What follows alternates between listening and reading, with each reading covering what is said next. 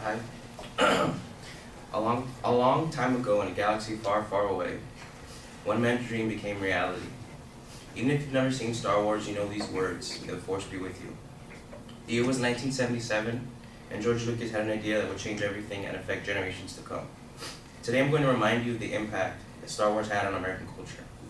I'm going to talk about the licensing of Star Wars merchandise to the adoption of Star Wars by the US government and the change in the movie industry today. You can't walk into any Walmart, Target, or even Kohl's without seeing Star Wars stuff on everything, from toys to sheets to jewelry. It's everywhere. Now today it might seem commonplace, but imagine those same products over 30 years ago when the first Star Wars was released.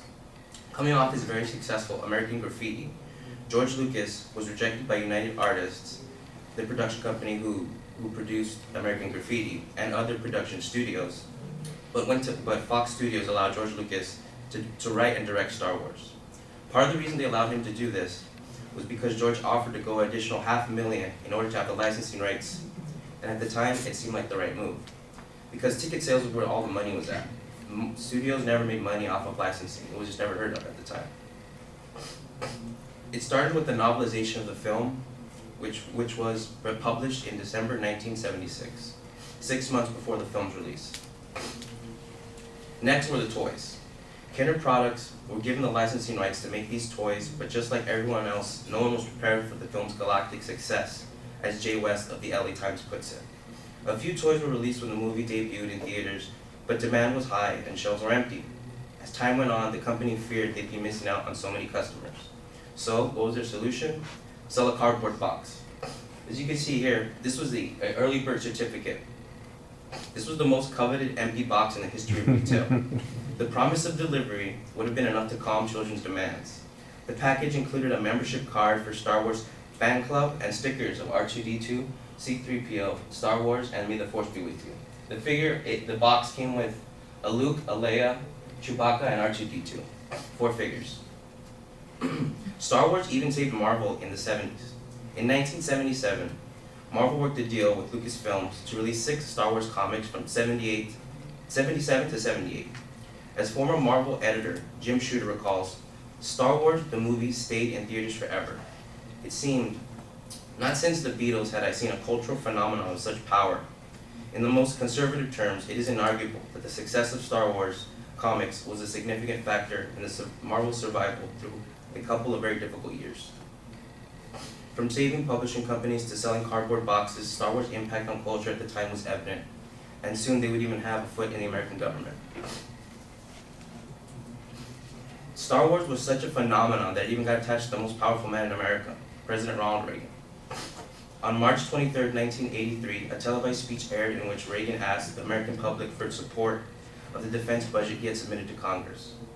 His program was an anti-ballistic missile system in order to prevent missile attacks from enemies, but more specifically the Soviet Union, or Evil Empire, as Reagan once referred them to. Reagan acknowledged that this is a formidable technical task, but he was confident that the scientific community who gave us the nuclear weapons could turn that power around and render those weapons obsolete. So let's jump back a bit. It's May 1977, the first Star Wars movie was released. It was the highest grossing film of the time. Then, May 1980, its sequel, Empire Strikes Back, is released, and it's the second highest grossing film of all time. This was followed up by Star Wars' first appearance on pay TV in February of 1983, which was the year Reagan gave his speech. And that whetted people's appetite for the third movie, which Return of the Jedi, which would be released in May 1983. So when Reagan gave his speech on March 23rd, between those two, Star Wars was on everyone's mind. It was Senator Edward Kennedy who attached the Star Wars label to Reagan's vision.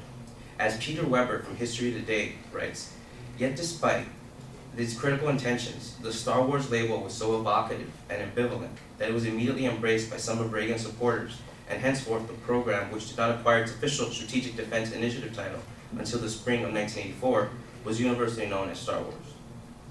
Although this label was first attached to ridicule, by the mid-1980s, this title worked in its favor. Reagan at first rejected the label by saying that the Strategic Defense Initiative isn't about war, it's about peace, but then he later added, if you will pardon my stealing a film line, the Force is with us. We have the President of the United States of America quoting Star Wars. It was so relevant and power that the government could use Star Wars to help get support for their policy. Not even George thought Star Wars would be as huge as it did. Star Wars spans generations, from the original trilogy in the late 1970s to the 1980s, then the prequel trilogy from 99 to 2005, and now the newest trilogy begins with The Force Awakens this December. But before Star Wars, movies didn't really have planned sequels or sagas. Of course, there were James Bond and martial arts movies, but these were typically separate adventures with one or more continuing characters. Lucas thought of Star Wars as one story in a complex mythology. This paved the way for movies like Spider-Man, Lord of the Rings, and the not-so-grand idea of making a sequel to every mega-hit movie, as Time magazine says. Dan Marcus writes in the editorial how the original Star Wars redefined the blockbuster. Big summer event movies like Jaws and Star Wars altered the movie-going experience, from going with your friends or family to a movie maybe every Friday night to the thing that you do that summer. People lined up in droves, watched it multiple times, and dissected every detail as if they were starved for more. It was a time where these kinds of movies weren't exactly that commonplace, and the notion of franchises and sequels weren't quite crystallized yet. Nowadays, when we go see a summer blockbuster, as it does well, we're probably all expecting a sequel because that's the industry now, and Star Wars had a big impact on that. Studios want to put known properties out there to the public and make the next saga. So, today I remind you of the impact Star Wars had on American culture, from the merchandising of Star Wars to toys and comics, to the labeling of Reagan's defense system of Star Wars, and the mega-hit blockbuster of the movie industry. Even if you don't like Star Wars or never seen the movie, you've seen any of the movies, it has such an effect on culture that you have to acknowledge how the mythology and lore has been able to be relevant for so long. So this December, if you decide to watch The Force Awakens, I hope you have a great time and respect this property for the relevancy it's been able to maintain and the impact that it's had on us. Thank you, and may the Force be with you.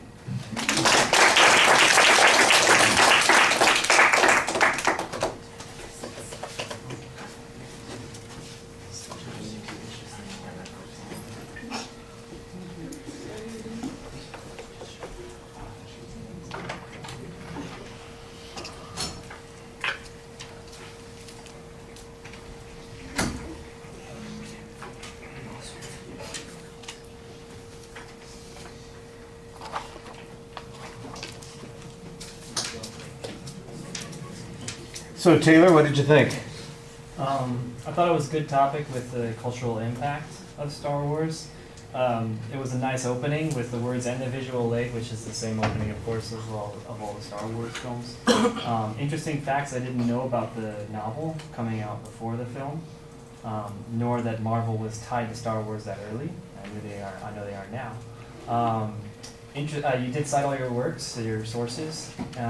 It seemed like you had good eye contact, longer eye contact with the audience, but then it became more brief. It seemed like your entire speech was in your cards. Like almost every single word came from there. And I liked the closing as well. That was a good closing, and it sort of tied to the beginning as well. A good bookend.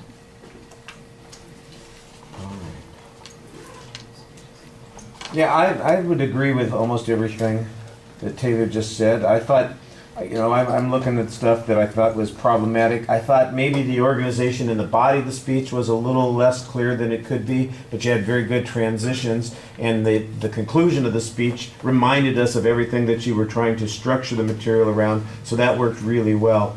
I thought the delivery,